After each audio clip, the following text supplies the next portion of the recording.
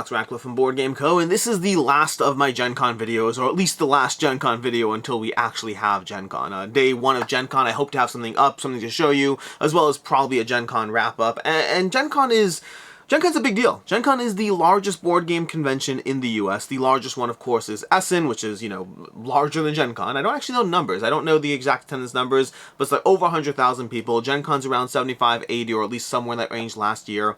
It is a very large convention, and it's often the place where a lot of games are announced. I did 2 videos on this already. I did one video of 15 games I recommend demoing at Gencon, checking them out, giving them a shot, seeing what they're about. Some of them I've played, some of them I have not played. And then I did a video of 15 games that are worth considering buying at Gencon. Hot titles that, if you want those games as early as possible, Gencon is going to be the place to get them.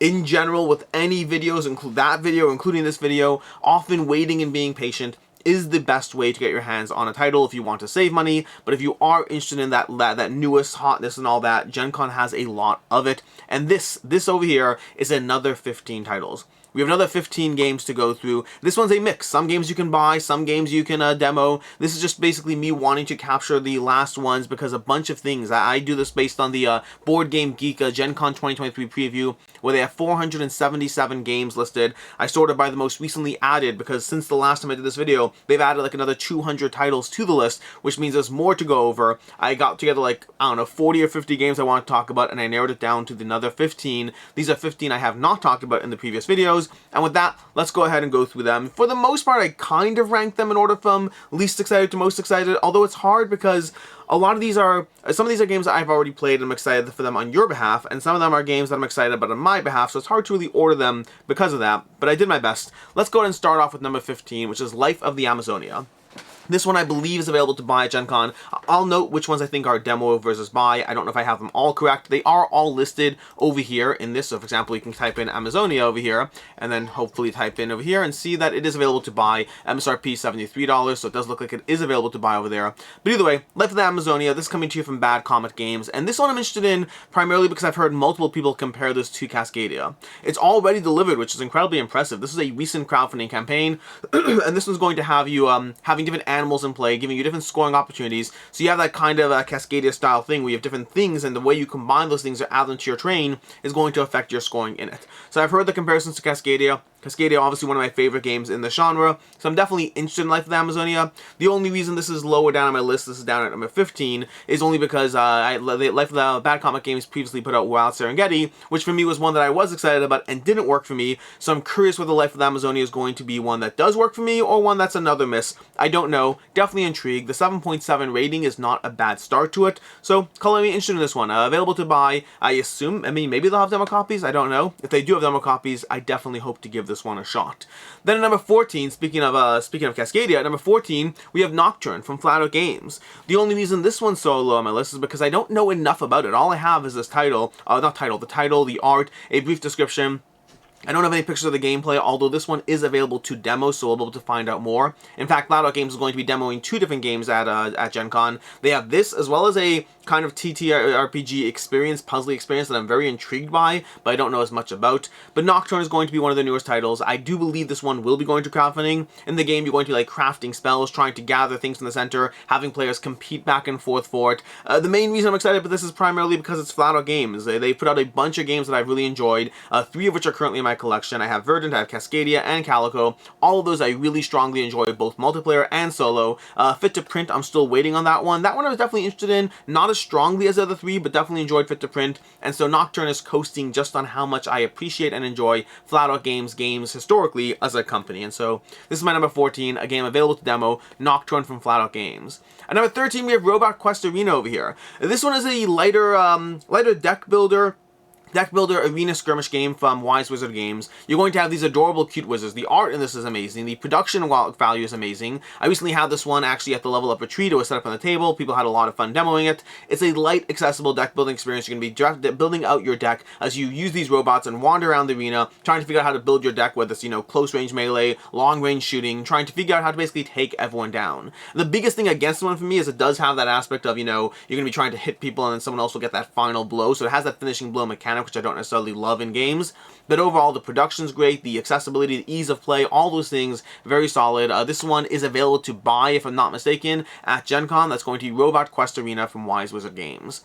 At number 12, with 14, 15, 14, 13, 12. At 12, we have Federation. Federation coming to you from Explore 8. I believe Eagle Griffin Games is involved in the distribution of this one, but Federation has just gotten rave ratings. This one, I think, was available to demo at Dice Tower West. I did not have an opportunity to demo it myself, but I've seen people very excited about this one time and time again, from the crowdfunding campaign, which has since delivered, throughout. Just the ratings on this have been very solid. I mean, an 8.1 on BGG is definitely nothing to sneeze at. Granted, with not a ton of ratings behind it, but 779 ratings and an 8.1 is a strong rating. This is going to be a Euro game across 5 rounds as you vote on different objectives, as you have your double-sided meeples, effectively. One of the interesting parts of the game is it's a worker placement, but with 2 different angles. There's a double-sided worker placement mechanic. I remember Rado was going on about that one a lot doing the crowdfunding, but since then I've heard a lot of people talk about it as well, very positively. This is one that is available to buy, I believe, and it's one that I want to give this one a shot at some point. I'm just intrigued. I'm intrigued by what about this one makes it so special. I definitely hard passed on it doing crowdfunding. I just wasn't compelled enough. So many things are on crowdfunding, and it's always tricky to see which games are actually going to stick the landing and be games people continue to talk about, and Federation does seem to have managed to stick that landing, so definitely very excited about this one. Number 11 is an interesting one, because number 11 is one that I already have, and it's one that you could buy at Gen Con, which is interesting because this one was very much a limited release. This is on Kickstarter with very limited availability from Dice Throne. This is Dice Throne Santa vs. Krampus, that little 2-player pack, and it's one that if you have been trying to track this one down, this is going for like $100 a copy on eBay. Right about now, about 15 of you were like, $100 on eBay? Let me sell my copy. You could. You can go ahead and sell your copy on eBay. Right now, if you actively search on eBay for Dice Throne Santa vs. Krampus, you can't buy a copy. There are no copies available. Your competition is nothing. You can probably list a buy it now of $150, and there's a decent chance you'll get it from all those people who have not subscribed to this video and don't know that it will be available at Gen Con for 30 bucks a pop. I wonder if this one will sell out fast. I don't know their stock. I don't know availability. All I know is this is going for $110, $120, $130 on eBay regularly, and so this is one that's been hard to get your hands on. So if you are interested in Dice Throne vs. Santa vs. Krampus, even if you're not going to Gen Con, right about now is the time you message your friend who owes you a favor, who's going to Gen Con, and you tell him, hey, you know Foundations of Rome and how big that box is? I'm not asking you to bring that home, but can you please pick up Dice Throne Santa vs. Krampus? I really could use a copy, and I don't want to spend $140. I mean, it's not worth $140, let's be honest. It's just more Dice Throne. But for $30 if you want this, Gen Con seems to be your next opportunity to get Dice Throne Santa vs. Krampus at a reasonable price. And speaking of saving money, that tangent was not intended, but it does work. Speaking of saving money, thanks to my partner for the day, which is Mint Mobile. Mint Mobile partnered with me on several videos, and they're basically an opportunity to get your hands on premium wireless at a very reasonable rate. I switched them back in December when I saw a promotion to save some money and whatnot, and then they reached out around March or so to reach out to me to be a partner with them on these videos, and I was like, that would work great because I've actually been using your service for 3-4 months and I really enjoy it. I managed to save money while getting the coverage I need. They have the nation's largest 4G LTE network and whatnot, and right now they're currently offering a promotion where you can get their unlimited plan for $15 a month, which is half off their already low prices. Generally, all their plans are going to have vary and whatnot. I currently have the 5 gigabyte a month plan that works for my needs. It's $15 a month, but right now you can get any other plans for $15 a month, so you can try it out. You can jump in on the unlimited plan, $15 a month, see if it works for you. If you need that much data, great. Otherwise, you can always switch or adjust it downwards once the prices do go back up. But right now is your opportunity to get their prices at the best possible plan at any of the possible plans,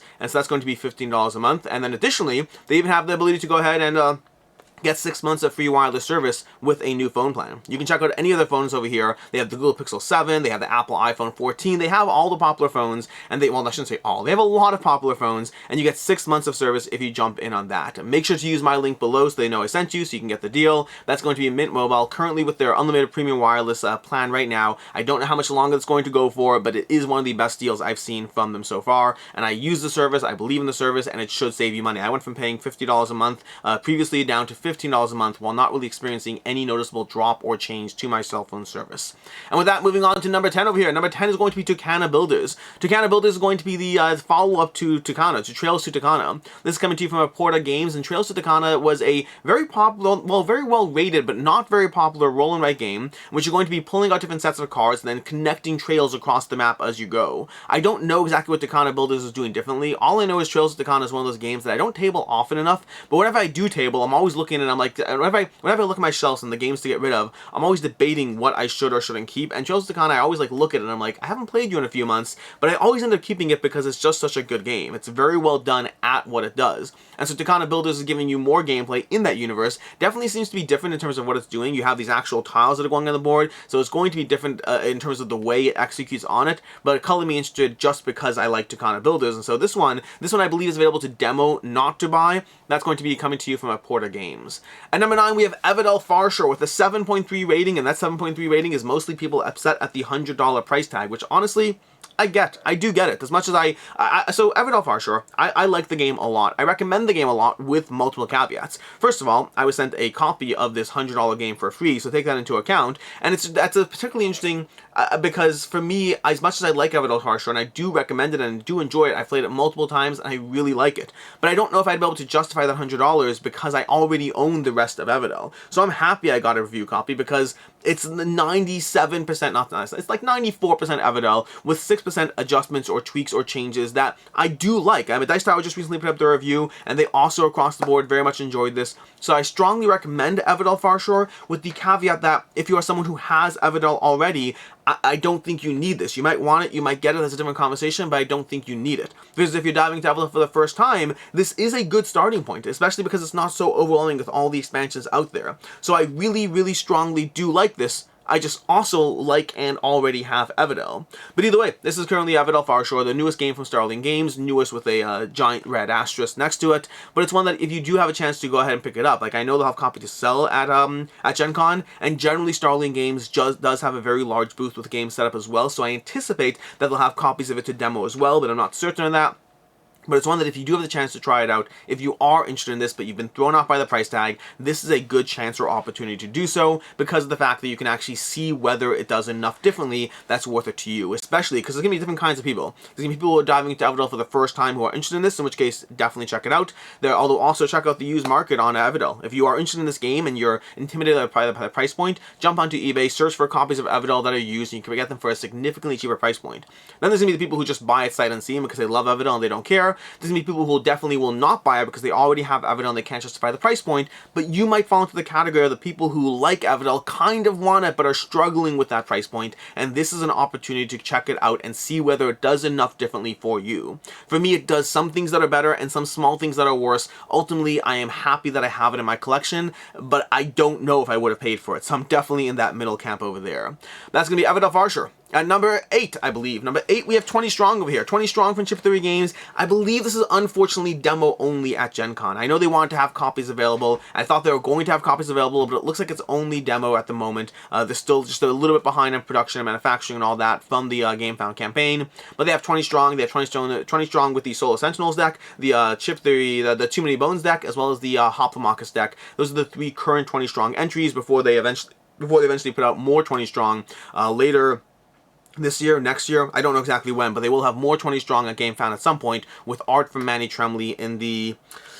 I'm blanking on the name of the new series, but either way, 20 Strong is a solo game. It's a solo game where you manage your 20 strong warriors. You're going to have 20 dice. You're trying to manage the economy of those dice as you try to go through challenge after challenge after challenge. I very much enjoyed this one, and the variety of decks that they give you different puzzles within a shared universe of how the game operates. I think this is a very solid solo entry, shorter game from Chip Theory Games. They've historically made intimidating, giant, over-the-top boxes, and the one time they've made a small game in the past, well, they have Game to Pick a Game, which I've never actually played. I don't know if I really call it a game. I don't know if I do. Do you? Do you call Game to Pick a Game a game? I am curious there. They've also done Trip Lock, which has not worked for me as much. Trip Lock was not bad, but it was like not great either, at least for me. And 20 Strong is their, their premium, deluxeified, affordable game that is giving you a smaller game. So that's gonna be 20 Strong. Highly recommend checking this one out if you have a chance. I've had a chance to play it several times so far, and I've really enjoyed it. Then we have Trailblazers over here. Trailblazers, I just put out a 12x12 review on this one. Trailblazers from Bitewing Games. This should be available to purchase at Gen Con. They also have an upcoming crowdfunding campaign for an expansion, which is going to add Bigfoot to the mix. But Trailblazers, I really enjoy this. It has a 15 to 30 minute playtime, and that playtime holds up. I have played this game at least 12 times. That's my 12x12 reviews. I have to play the game in every configuration and at least 12 times, and I've done that with Trailblazers. I've played all the solo modes. I played all the competitive modes. I've dove into it a bunch of times. I've continued to play it since then, past my reviews. It's one of those games that I continue to dive into. It's always tricky being a board game reviewer because you're constantly dealing with stuff that you have to cover for content. You have these things lining up for you, and then you're also trying to play games you enjoy. And so there are times where I play a game, I like it, I put it on the shelf, and I mean to play it, and I don't get back to it for 6 months. And Trailblazers is not that. I played it, I kept playing it, I reviewed it, I kept playing it, have kept playing it, and will continue to play it. The short time, the accessibility of it, I really, really strongly enjoy this one. It's just a good game in that it's just a good game. It's a good game. That's what it is. Is it the best thing ever? No, but it has enough variability to it. There are some small things I do want to see out of the game that I'm curious what the expansion will do or add to the table, but very strongly enjoy Trailblazers. Definitely recommend this one. If you have a chance to pick it up at Gen Con or wherever, I do recommend giving it a shot.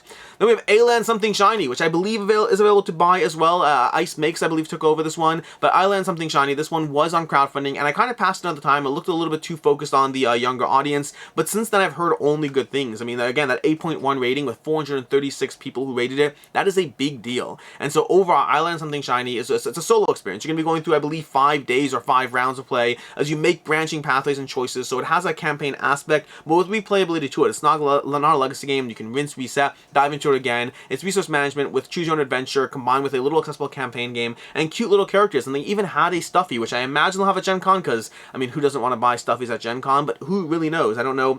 They had it in the crowdfunding campaign. You can see it in the background of this screen over here. But yeah, or over here, if I go over here, this picture over here, there you can see that little Stuffy. Past that, I'm just interested. I'm interested based on the opinions and the fact that the game weight coming at a 2.04 is higher than what I thought this was. I definitely thought this was very focused on kids, and while it definitely is kid friendly, it does seem like it has its own merits or appeal to it. That's going to be Eila and Something Shiny.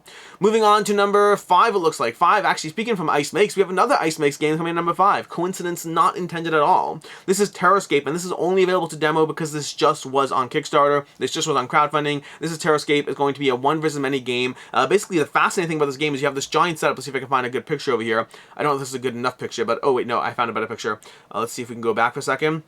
You kind of have 2 sides of the board blocked by that mansion. So if you go to this photo over here, so you can see a sense of what's going on. You have 2 sides of the board blocked by the mansion. One side is managing the killer on one side, the other side is managing the characters on the other side. And so you have the killer kind of prancing around the mansion, wandering around the mansion, trying to kill people while they try to anticipate them. So it's hidden movement, but with like a degree of just table presence that looks off the charts. I'm very interested in this one. Ice Makes have done several games that I very much enjoyed.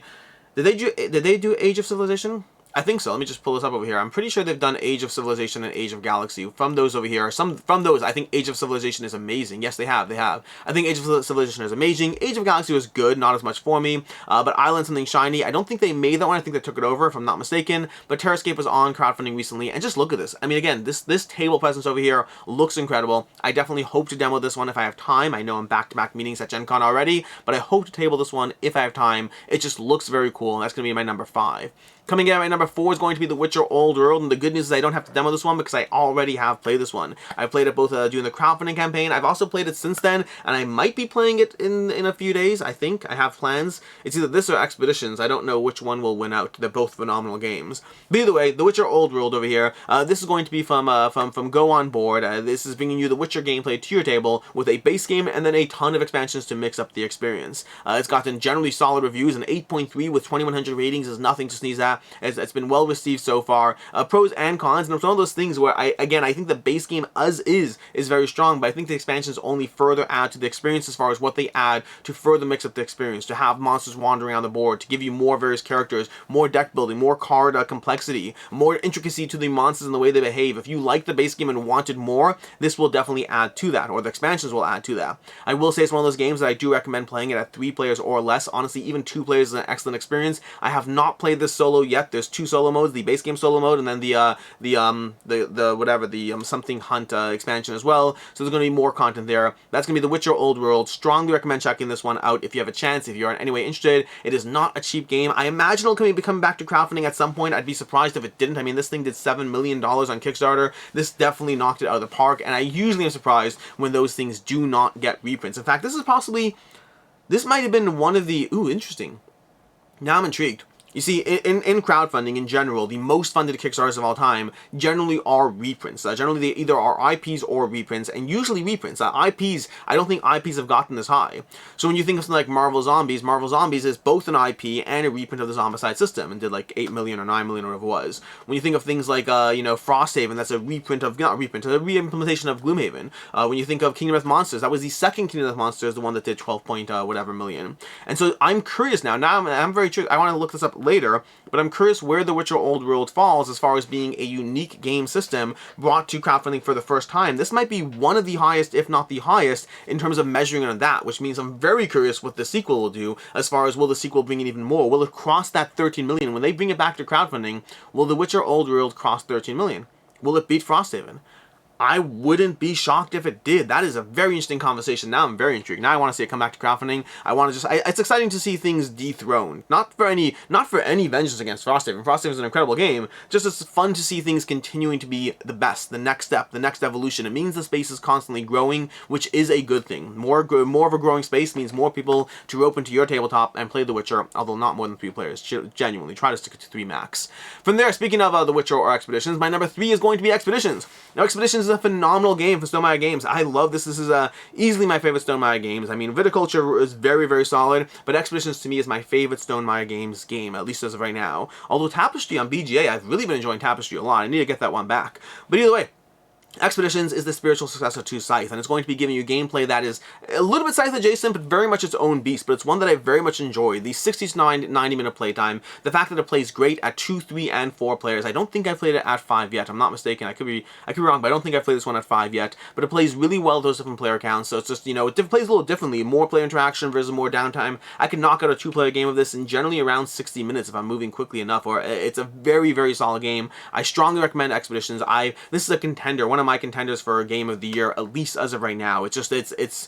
It's very well done. I like Expeditions a lot. I think it plays quickly. I think it gives you a lot of things to think about as you try to seek out your pathway to victory. To me, it gave me vibes of Vindication. Vindication is another game system I really, really strongly enjoy. So Expeditions is going to be available at Gencon to buy. Speaking of which, Terrorscape's is demo, but The Witcher Old World you can buy, as well as Expeditions you can buy. That's one that I definitely recommend. Give this one a shot. They also have the Metal Deluxified miniatures if you want to get those mechs or whatnot for your game, which you totally 100% don't need, but if you love the game, sometimes we like premium components in our game. That's going to be Expeditions at our number 3.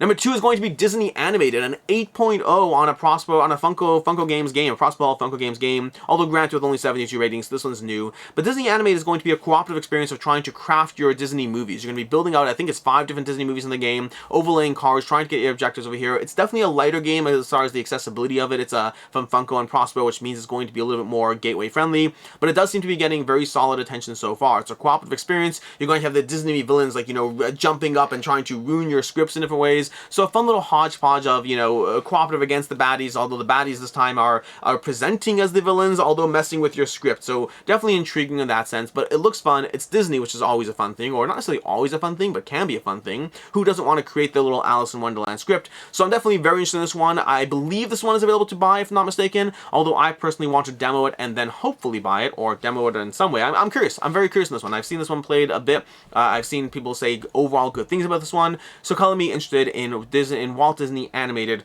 from Funko Games. And that leaves my number 1. My number 1 is going to be World Wonders. I believe this is going to be demoed. I believe they're going to have this from Arcane Wonders. I'm not actually sure if this is available to demo or buy. I probably should have double checked my number 1. The good news is I can do it over here. World Wonders is going to be over here, available to buy over here. I think from Arcane Wonders. Yeah, Arcane Wonders, a $50 for the game. This is a polyomino game that's gotten a lot of solid reviews and attention so far. Picked up by Arcane Wonders. Dice Tower already reviewed this one, and it just looks very strongly. It looks good. It looks fun. You're managing your resources. You're building out your polyomino tiles. I generally enjoy polyomino games, and when you have one that's well reviewed, well rated already, my buzz and excitement about this one is definitely up there. I'm looking forward to it a lot. I'm curious to see what it'll do. I mean, polyomino games are a very overdone genre in general. Overdone's the wrong term. Very, very lovingly done. There's lots of polyomino games out there, and I have several in my collection. I have Patchwork, I have Baron Park, I have Planet Unknown, I have Foundations of Rome. I have so many polyomino games that I really enjoy, and like so many as well that I've enjoyed, but also gotten rid of over the years because there's only so many polyomino games you need, or at least I think there's only so many polyomino games you need. And so that's going to be the World Wonders over here. I'm interested as to whether this is the next one that I add to my collection, the next one that I'm really excited about. 57 unit playtime is not bad. The fact that it plays very well at 1 and 2 players, those are solid things as well. They'll make this easier to table. They have the actual wonders you're going to be putting down on your board in different ways. I'm just very excited about World Wonders, and this is my #1 most interested pick, at least from this third batch of Gen Con videos. And that's basically it. That's going to be your third and last games to check out at Gen Con before we actually get to Gen Con itself, at which point we'll have some coverage of Gen Con. Hopefully we'll have a vlog or a floor walkthrough, any of those things. But either way, until next time, I'm Alex Radcliffe from Board Game Co. I hope you enjoyed this video, and as always, I hope you have a good one.